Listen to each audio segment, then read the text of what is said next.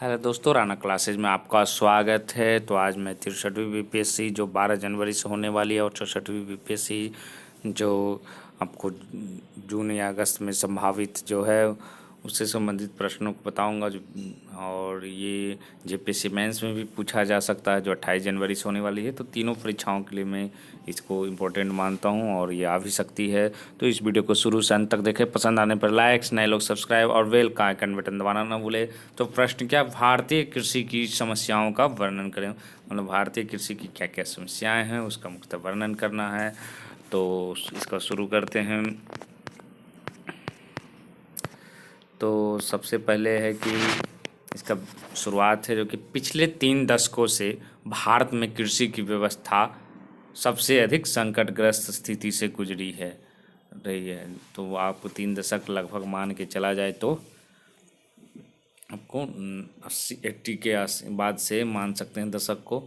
लगातार है जो कि 1986-87 और 1987-88 के सूखे के दौरान कम बारिश के कारण भारत को इस तरह का संकट झेलना पड़ा एवं 2014 में भारत को खराब मानसून का सामना करना पड़ा, जिससे कृषि के संकट को और भी बढ़ा दिया है। तो ये तो संकट है जो सूखा के दौरान रहा कम से कम 1986-87 बारिश के कारण रहा। 2014 में भी खराब मानसून के कारण है जो कि कृषि पर जो कि संकट जो कि बढ़ गया। भारत में लगभग कितनी प्रतिशत कृषि है जो कि बारिश पर निर्भर करती है। तो 65% कृषि है जो कि बारिश पर निर्भर करती है। ये डाटा लिखना है आपको। और आधे से अधिक क्षेत्र में अत्यधिक बारिश या अत्यल्प बारिश हमेशा परेशानी का कारण बनती, मतलब या तो बहुत ज़्यादा वर्षा होती या कम वर्षा होती। हाल के महीनों में है जो कि अगर देखा जाएगा तो आंध्र प्रदेश, मध्य प्रदेश और पंजाब जैसे विभिन्न राज्य के किसानों के नेतृत्व में कई विरोध प्रदर्शन भी हुए हैं। उसके बाद अतः ऐसी परिस्थिति में उन महत्वपूर्ण कारकों को जानना आवश्यक हो जाता है जिसके कारण भारतीय कृषि में गंभीर समस्याएं पैदा होती रहती है। तो कौन कौन सी वो समस्याएं हैं तो उसका पॉइंट वाइज आपको लिखना पड़ेगा। तो पहला पॉइंट है क्या है, क्यों ये समस्याएं हैं, क्या समस्या है। तो ग्रामीण शहरी विभाजन। भारत में अधिकांश खेती है जो कि देश के ग्रामीण हिस्सों में की जाती है। हालांकि भारत के ग्रामीण क्षेत्रों में सुधार हुआ है, लेकिन भारत के ग्रामीण और शहरी अंतर के पुल को कम करने के लिए यह पर्याप्त नहीं है। ग्रामीण मासिक प्रति व्यय है जो कि 1993-94 और 2004-05 के बीच 0.8% की अप्रत्यक्ष वार्षिक दर से बढ़ी, लेकिन 2004-05 से 2011-12 के बीच है जो कि 3.3% की तीव्र गति से वृद्धि हुई, लेकिन शहरी आय की वृद्धि दर तेज हो गई। मतलब क्या हो गया कि आपको 1993 है जो कि अप्रत्यक्ष रूप से वार्षिक दर से जो कि ग्रामीण मासिक जो खर्चा है जो कि उतना रुपया बढ़ा था, इन 12 में कितना बढ़ा, 2004-05 से 11-12 में 3.3%। लेकिन और ग्रामीण और शहरी उपभोग के बीच का अंतर इस अवधि में थोड़ा सा बढ़ गया। निश्चित है कि गांव के लोग हैं जो कि गरीब होते गए और शहर के लोग अमीर होते गए। इस प्रकार ग्रामीण आय में बढ़ोतरी और ग्रामीण दर गिरने के बावजूद भी खेती के अंतर्गत असमानता केवल ग्रामीण इलाकों में पाया जाता है। तो है जो कि ये जो पॉइंट्स है वो ग्रामीण शहरी का विभाजन उसके कारण है जो कि खेती के अंतर्गत है जो कि ग्रामीण इलाकों में ही ऐसी असमानता पाई जाती है। दूसरा उसके बाद है लोक नीति द्वारा 2014 में किए गए एक सर्वेक्षण के अनुसार 40% किसान अपनी आर्थिक स्थिति से पूरी तरह से असंतुष्ट थे। यह आंकड़ा पूर्वी भारत में 60% से अधिक था और 70% से अधिक किसानों का यह मानना है कि शहरी जीवन ग्रामीण जीवन से बेहतर है। तो ये आंकड़े हैं, इनको भी लिखना है। दूसरा है कृषि निवेश का अभाव। कृषि क्षेत्रों में नए निवेशों में कमी हुई है। कई अर्थशास्त्रियों ने इसे कई कारण बताए हैं और कई लोग मानते हैं कि कृषि में अस्थिरता का मूल कारण भूमि असमानता है। मतलब क्या हो गया कि भूमि का जो बंटवारा किया गया है पूर्व से ही वो गलत है। यह तर्क दिया जाता है कि खेती की व्यवस्था के तहत मकान मालिक, किराएदार आदि द्वारा बाद के सभी उत्पादन खर्चों को वहन किया जाता है और किराएदारों में निवेश योग्य संसाधनों की कमी होती है जो कृषि उत्पादकता पर प्रतिकूल प्रभाव डालते हैं। मतलब मकान मालिक और किराएदार ये जो व्यवस्था है, तो जो खेती करते हैं किराएदार उनको है जो कि निवेश योग्य संसाधनों की कमी होती है। इसके कारण है कि उसका उत्पादन है जो कि उतना नहीं हो पाता है। कृषि में निवेश करना अन्य वेंचरों में निवेश की तुलना में कम लाभदायक होता है, जैसे उद्योग में लगा देंगे या छोटे कुटीर उद्योग में लगा देंगे, लेकिन कृषि में निवेश करना जो कि उन लाभदायक कम होता है। अन्य क्षेत्रों में निवेश कृषि की बजाय उच्च रिटर्न देने वाले सिद्ध होते हैं, मतलब जितना आप लगाइएगा उससे ज़्यादा फायदा होगा। लेकिन कृषि में कहीं मानसून खराब हो गया या ठीक से सिंचाई व्यवस्था नहीं हुआ, फसल खराब हो गया तो फिर हानि होती है। परिणाम स्वरूप कृषि निवेश में कमी हुई है और इस क्षेत्र का नुकसान भी हुआ है। तो अब आते हैं तीसरे पॉइंट की ओर, क्या है? प्रभावी नीतियों का अभाव। भारत में कृषि से संबंधित समस्याओं को हल करने के लिए सरकार द्वारा किए गए कई प्रयासों के बावजूद भी जो कि भारत में कोई सुसंगत कृषि नीति नहीं है। ऐसी कोई नीति नहीं है, क्योंकि सरकारें भी है जो कि आजकल दूसरे देशों से तुलना, बड़े पश्चिमी यूरोपीय देश से तुलना करती है, तो कृषि को यहाँ वैल्यूएशन कम हुआ है, कोई सुसंगत कृषि नीति नहीं है। भारतीय कृषि में स्थिरता और उत्पादकता में वृद्धि के मुद्दे को लेकर एक सुसंगत कृषि नीति पर एक व्यापक समझौता की आवश्यकता है। तो इस क्या है इसका? उत्पादकता वृद्धि के मुद्दे को लेकर सुसंगत एक कृषि नीति की ज़रूरत है। राजनीतिक और आर्थिक दोनों कारणों से पिछले कुछ दशकों में भारतीय राज्य द्वारा व्यापक आधार पर कृषि कार्यों की उपेक्षा की गई है। दोनों तरफ से, राजनीतिक हो चाहे आर्थिक हो, मतलब उतना ध्यान नहीं दिया गया है, उनके कृषि कार्यों की उपेक्षा की गई है। पिछली शताब्दी के उत्तरार्ध में स्वतंत्रता प्राप्त करने के बाद भारत की तरह अधिकांश विकासशील देशों ने अपने कृषि क्षेत्र के संरचनात्मक विकास को नज़रअंदाज किया।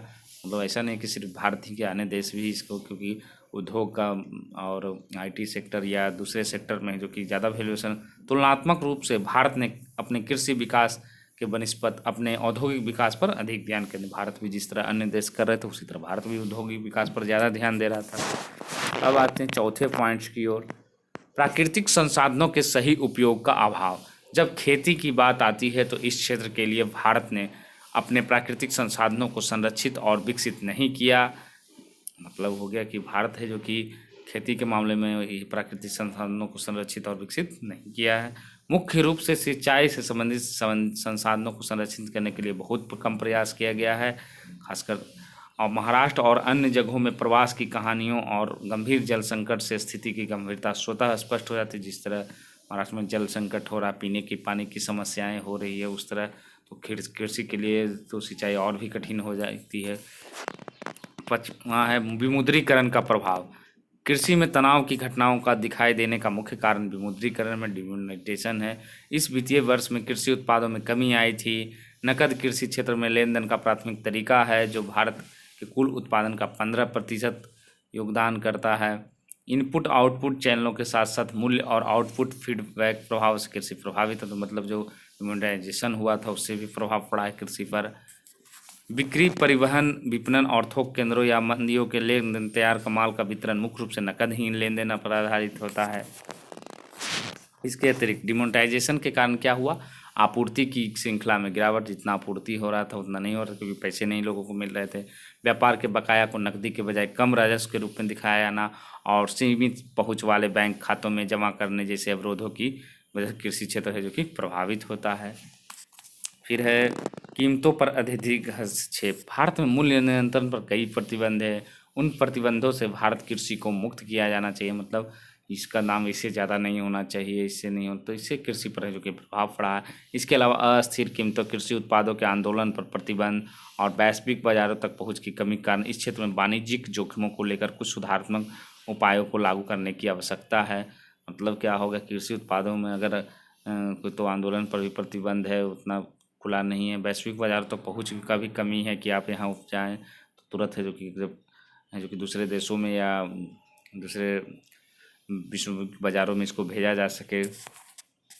कई विशेषज्ञों का मानना है कि इस संकट का समाधान राज्य नियंत्रण की व्यवस्था को ख़त्म करने से कुछ हद तक हो सकता है। उसके बाद है 7वां पॉइंट, क्या है? भारत के 7वां पॉइंट है सिंचाई सुविधाएं। भारत के कुल शुद्ध सिंचाई क्षेत्र में सरकारी आंकड़े में शायद ही कभी कोई वृद्धि दिखाई गई हो। कुल सिंचित क्षेत्र लगभग 63 मिलियन हेक्टेयर है और देश में बोया हुआ कुल क्षेत्र पर केवल 45% आंकड़ा को लिखना है। हाल के वर्षों में असम, मध्य प्रदेश, जम्मू और कश्मीर और राजस्थान में सिंचाई की सुविधाओं में कुछ सुधार हुआ है, लेकिन 2004-05 में प्रमुख मध्यम और लघु सिंचाई में वास्तविक सार्वजनिक निवेश में 235 अरब रुपये से लेकर 2013-14 में 309 बिलियन तक भारी वृद्धि के कारण लगभग नगण्य लगता है। भारत ने प्रमुख परियोजनाओं के लिए अपने पूंजीगत व्यय में 3.5 गुना तक वृद्धि की है, जबकि छोटी सिंचाई में केवल निवेश में केवल कितना गुना बढ़ा है, तो 2.5 गुना बढ़ा है। उसके बाद सरकारी आंकड़ों से पता चलता है कि मध्यम और बड़े सिंचाई परियोजनाओं की तुलना में छोटी सिंचाई परियोजनाओं के लिए सार्वजनिक व्यय से बनाई गई सिंचाई क्षमता का अनुपात अधिक है। छोटी सिंचाई परियोजनाओं पर नीति निर्माताओं का ध्यान कम दिया जाता है, लेकिन वास्तविकता यह है कि कुओं, बाढ़ नियंत्रण, सूखों की कमी के रिचार्जिंग के लिए छोटे सिंचाई परियोजनाएं बहुत महत्वपूर्ण हैं। फिर है 8वां, सुस्त उर्वरक उद्योग। पिछले 15 वर्षों में भारत में उर्वरक क्षेत्र के अंतर्गत कोई निवेश नहीं हुआ है। सही बात है। उर्वरक कुछ यूरिया निर्माता भी अपना शटर डाउन करने की मतलब बंद करने के कगार पर हैं। ऐसी स्थिति में उस समय है जब दुनिया में उर्वरकों की मांग के अनुसार सबसे अधिक उत्पादन भारत में होता है, लेकिन आजकल निर्यात की बजाय आयात दिनों दिन बढ़ता जा रहा है। उत्पादन काफ़ी हद तक अस्थिर बना हुआ है। इसका मुख्य कारण क्या है? भारतीय उर्वरक नीति में व्यापक समस्याएं हैं। इस उद्योग में अवैतनिक उर्वरक सब्सिडी बिल 40,000 करोड़ रुपए से अधिक पहुंच गया है एवं इसे इस वित्त वर्ष के अंत तक 48,000 करोड़ रुपए तक पहुंचने की संभावना है। उर्वरक सब्सिडी के लिए करीब 73,000 करोड़ रुपए के बजटीय आवंटन की वास्तविकता से कोई लेना देना नहीं है। वर्ष दर वर्ष बकाया राशि बढ़ती जा रही है। इसके अतिरिक्त भारत में उपभोग लगभग 1/3 नाइट्रोजन का आयात करता है, जबकि तुलनात्मक रूप से 2001 में इसके 10% से भी कम आयात करता था। 9वां क्या है? मानसून पर निर्भरता। भारत में अधिकांश कृषि क्षेत्र असिंचित होने के कारण कृषि क्षेत्र में समग्र विकास के लिए मानसून महत्वपूर्ण है। ऐसे मामले में मानसून पर ग्रामीण अर्थव्यवस्था की निर्भरता को नज़रअंदाज नहीं किया जा सकता। बीज बोने का पैटर्न हमेशा उस क्षेत्र के मानसून पर निर्धारित होता है। खराब मानसून के कारण खेती पर है जो कि बहुत बुरा असर पड़ता है और किसानों को है जो कि बहुत भारी नुकसान उठाना पड़ता है। ऐसी ही स्थिति में खरीफ फसलों के उत्पादन और उपज में भी उत्पन्न होती है। अधिकांश कृषि राज्यों में मानसून पर निर्भरता के कारण खरीफ फसलों का उत्पादन किसानों को बिना किसी फायदे करना पड़ता है। 10वां क्या है? किसानों उत्पादक संगठनों की क्षमता। भारत में किसान उत्पादक संगठन FPO को मजबूत किया जाना चाहिए। क्या छोटे और सीमांत किसान FPO से लाभान्वित हो रहे हैं या नहीं, इस मुद्दे पर विशेष ध्यान देना चाहिए। FPOs द्वारा दूध सहकारी समितियों से सबक सीखा जाना चाहिए। मूल्य श्रृंखलाओं के विकास के लिए कमोडिटी विशिष्ट FPO को प्रोत्साहन दिया जा सकता है। उदाहरण स्वरूप दालों के FPO पर बड़े पैमाने पर विकसित किए जा सकते हैं। तो ये हो गए आपके 10 पॉइंट। तो एक चीज़ आपने देखा कि मैंने जो प्रश्न है वो बनाया था कि प्रश्न है भारतीय कृषि की समस्याओं का वर्णन करें। तो ऐसा नहीं है कि सिर्फ समस्याएं ही लिखना है, उसके साथ साथ थोड़ा समाधान भी लिखना पड़ेगा, क्या क्या चीज़ करने की आवश्यकता है। तो इस तरह नंबर दिया जाता। क्वेश्चन का अर्थ दोनों होता है, ऐसा नहीं कि सिर्फ समस्याएं ही लिख दें। तो आपको थोड़े थोड़े सुझाव भी देने पड़ेंगे, आपका क्या सुझाव है और क्या क्या सुझाव किया गया है। तो ये आपको JPSC BPSC 63वीं हो या 64वीं हो, तीनों के लिए महत्वपूर्ण है। तो आप इससे कुछ सीख सकते हैं और इसको अगर एक ध्यान लें तो एक डाटा भी कुछ है जो कि उसको भी आप इसके डाटा जो भी पढ़ें उसका डाटा एक अलग कलेक्ट कर दें, खासकर 63वीं BPSC क्योंकि अब बहुत कम समय बचा है, लगभग मान के चला जाए तो 12 या 13 दिन ही बचा है।